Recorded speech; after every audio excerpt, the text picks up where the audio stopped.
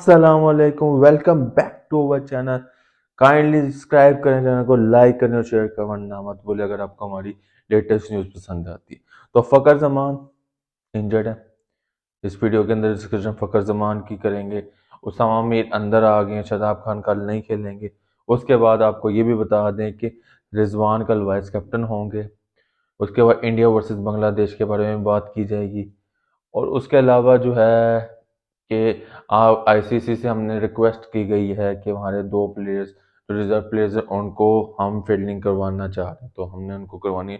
तो वो कल अपील करेंगे पाकिस्तानी बीसीबी बोर्ड। ठीक है, तो फर्स्ट ऑफ ऑल आ जाते हैं फ़खर जमान इंजर्ड हैं। ठीक है, वो क्या एशिया कप से इंजरी कैरी कर रहे हैं, लेकिन वो बैटिंग में उनकी परफॉर्मेंस इस तरह नहीं आ रही। आप इंजरी को, एक बैट्समैन है, एक इंसान है ना, अगर फुल फिटनेस नहीं होगा तो उसकी फुल एनर्जेटिक मोड नहीं आएंगे। तो फ़खर जमान इंजर्ड है, तो वो तो ऑटोमेटिक चॉइस बाहर हो गई। ठीक है, इमामुल्लाह कुछ कर ले, खुदा का वास्ता उनसे हाथ जोड़ कर मैं कह रहा हूँ कि कुछ कल के मैच में कर जाएं।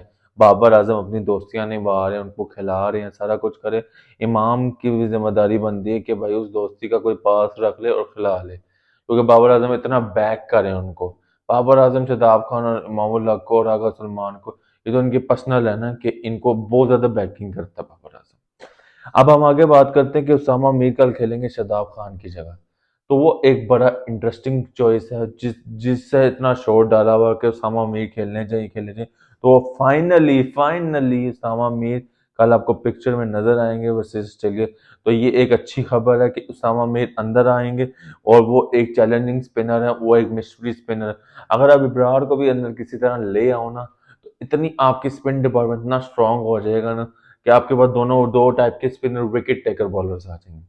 लेकिन इब्रार को एकदम ला नहीं सकते। ठीक है, और उसके अलावा जो है आपको lineup first of all probably 11 यही होगी पाकिस्तान की। सबसे पहले हम आपको बता देते हैं पाकिस्तान की प्रोबेबली 11 क्या होती है।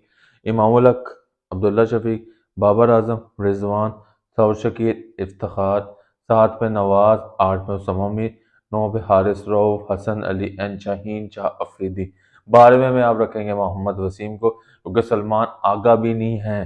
सलमान आगा को 5 डेज का है बुखार और डेंगी है, जो भी वायरस फैला हुआ है उधर, तो वहाँ पे वो भी अनअवेलेबल है। तो सलमान आगा भी नहीं, इसलिए मोहम्मद हारिस की डिमांड की गई है, इसलिए इब्रार की डिमांड की, क्योंकि फील्डिंग के लिए आपको 13 और 14 प्लेयर्स चाहिए। ठीक है, और अगर बाबर आजम को कुछ इमरजेंसीज होती हैं या कुछ निकल आता तो रिजवान फिर उस कप्तानी को करेंगे, क्योंकि शादाब खान तो नहीं खेल, अगर खेलते तो ऑब्वियसली वो वाइस कैप्टन होते। तो Shaheen Shah versus David Warner की बैटल को कैसे देखते हैं? बेंगलुरु में मैच है, डेविड वार्नर अनलकी रहे हैं मैचेस में कुछ। ठीक है, और शाहीन शाह अफरीदी की परफॉर्मेंस नहीं आ रही, उनको भी कह रहे थे इंडिया के मैच में फीवर था, श्रीलंका के मैच में फीवर था। शाहिद खान अफरीदी ने कहा कि वो पर्सनली उनको फीवर था, इस वजह से नहीं हो रही। तो क्या रीजन है? फिंगर इंजरी भी है। तो शाहीन शाह अफरीदी क्या अपनी लय में वापस आएंगे कल? ये देखना होगा हमें, क्या वो लय अपनी पकड़ पाएंगे उस मैच में, जो ऑस्ट्रेलिया वर्सेस बेंगलोर का मैच है, जहां पे स्मॉल बाउंड्रीज होती है, जहां पे जो बॉल ट्रेवल क्विकली करता है। तो ऑस्ट्रेलियंस के पास तो प्लेयर्स हैं, हमारे पास वो प्लेयर्स हैं? Answer is no.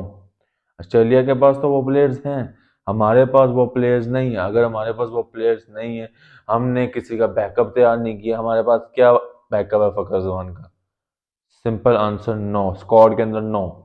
अब सैम अयूब एक लड़का था, ठीक है, लेकिन आपने उसको कंसिडर नहीं किया गया। लेकिन ये बातें भी करना फजूल है। ठीक है, क्योंकि बहुत से लोग बहुत से अजीब बातें करने शुरू हो गए हैं कि भाई आप इमाद वसीम से करवा लेते, आप मेरे को ले जाते, बाबर कैप्टन नहीं होना चाहिए। यार आपकी टीम वर्ल्ड कप खेल रही है, कोई मजाक नहीं खेल रही।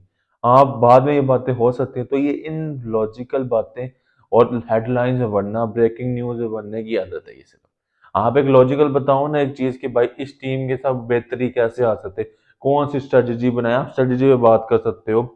आप ये नहीं कर सकते कि बाबर आजम को कैप्टन नहीं होना चाहिए। जब वो कप्तान, जब वो चीज है, एक बंदा, ठीक है, उसने कुछ ना कुछ किया, कुछ ना कुछ एबिलिटी है कि दुनिया उसके ऊपर बात करती है। शाहीन शाह अफरीदी, तो एबिलिटी है तो भाई बात करते हैं ना। ठीक है, तो आप भी उस एबिलिटी का फायदा उठा के मिर्चा लगा कर बस अपना उल्लू सीधा कर रहे हो और कुछ नहीं कर रहे। ठीक है, तो फिर आपका फायदा नहीं है भाई। अगर आप अगले के गुड विल में बोल सकते हो तो बैड विल में भी बोलना सीखो। बैड विल में तो आप उसको कहते हो चलो यार इसको निकालो, उसको निकालो। आप उस मुद्दे पे नहीं आते कि भाई मिस्टेक हो क्यों नहीं है, कप्तानी छोड़ने से तो क्या होगा, कुछ भी नहीं होगा, सरफराज को आपने क्यों निकाला, फिर वो मुद्दा भी खुलेगा ना। तो सोच समझ कर अल्फाजों का करना चाहिए। ऑब्वियसली आपकी टीम वर्ल्ड कप में खेल रही है तो आप उनको बैक करें, उनको बैकिंग, इतना प्रेशर अगर उनका साइड मीडिया ने डाला हुआ है, ऊपर से एक्स क्रिकेटर इतना प्रेशर डाल रहे हैं, तो प्रेशर में इंसान और प्रेशर हो जाएगा और उससे परफॉर्मेंस नहीं होगा। उसको चाहिए स्पोर्ट थोड़ा सा न्यूट्रलेशन, क्योंकि बाबर आजम ने अपनी प्रेस कॉन्फ्रेंस में क्या है कि जब हम डाउन होते हैं तो बाहर वाले हमें और गिराने की कोशिश करते हैं और हम सब ने एक दूसरे को उठाना होता है। तो वो स्टेटमेंट एक बड़ी पॉजिटिव है उनकी, और ऑलवेज पॉजिटिव, ऑलवेज काम रहते हैं कि इतना सब कुछ होने के बाद भी बहुत ही बेहतरीन चीजें लेके चलते, कूल डाउन है, रिलैक्स मोमेंट रखते हैं। तो ऑस्ट्रेलिया तो बहुत कोशिश करेगा, अटैकिंग क्रिकेट खेलेंगे, लेकिन ऑस्ट्रेलिया और पाकिस्तान के बहुत ही स्ट्रगलिंग टूर्नामेंट है। पाकिस्तान का बेटर टूर्नामेंट है क्योंकि उन्होंने दो छोटी टीमों को हराया, और ऑस्ट्रेलिया का ये है कि उन्होंने भी एक छोटी टीम को हराया और दो से बड़ी टीमों से हारा। तो दोनों साइड एक स्ट्रगलिंग है। इस मैच का ये नॉकआउट मैच है, एक बड़ा मैच है, ये वो वाला मैच है जिसमें कोई भी टीम अगर बाहर जो जो भी जीतेगा वो टॉप फोर में आ जाएगा, लेकिन जो हारेगा वो घर जाएगा।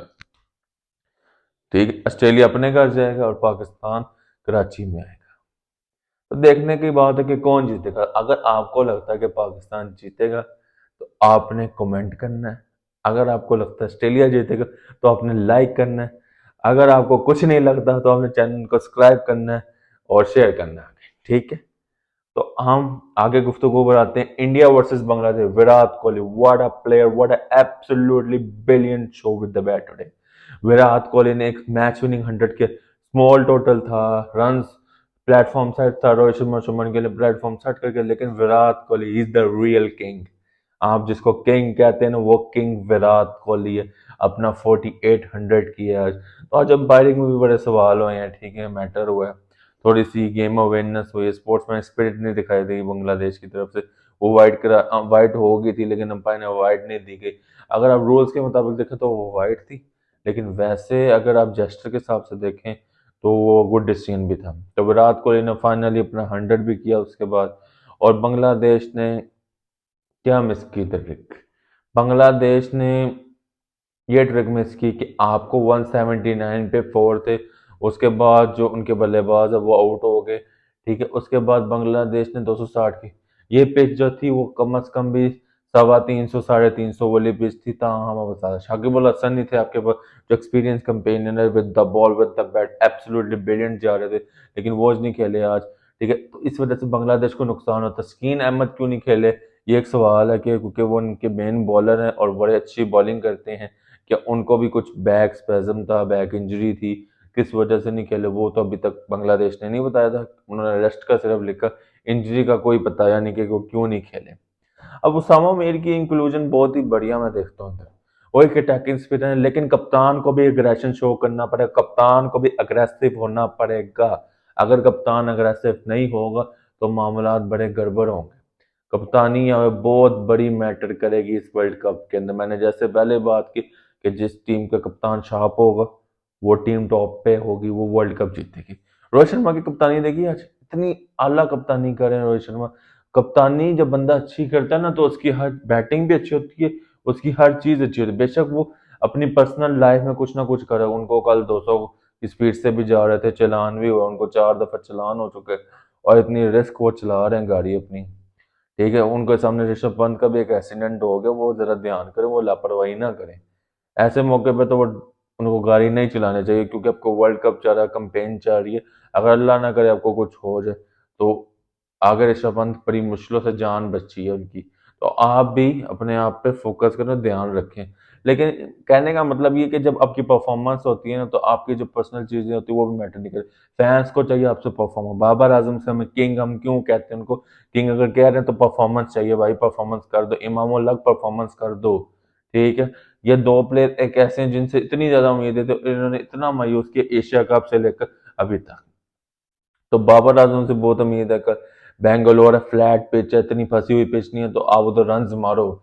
अगर आप पहले बैटिंग करते हो तो कम से कम भी 350 रन ऑन द बोर्ड होने चाहिए। अगर आप पहले बॉलिंग कर रहे हो तो कम से कम 250 280 300 तक ऑस्ट्रेलिया को रिस्ट्रिक्ट कर 300 वहां पे बनेंगे। लास्ट टाइम 2011 में आयरलैंड ने 330 वहां पे चेज किए थे इस बेंगलोर में।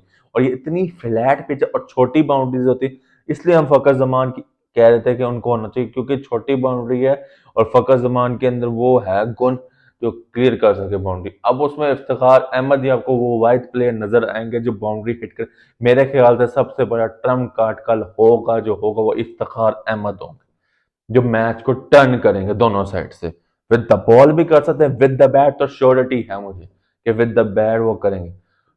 तो इसी के साथ इजाजत लेते हैं। आप सबसे पहले चैनल को सब्सक्राइब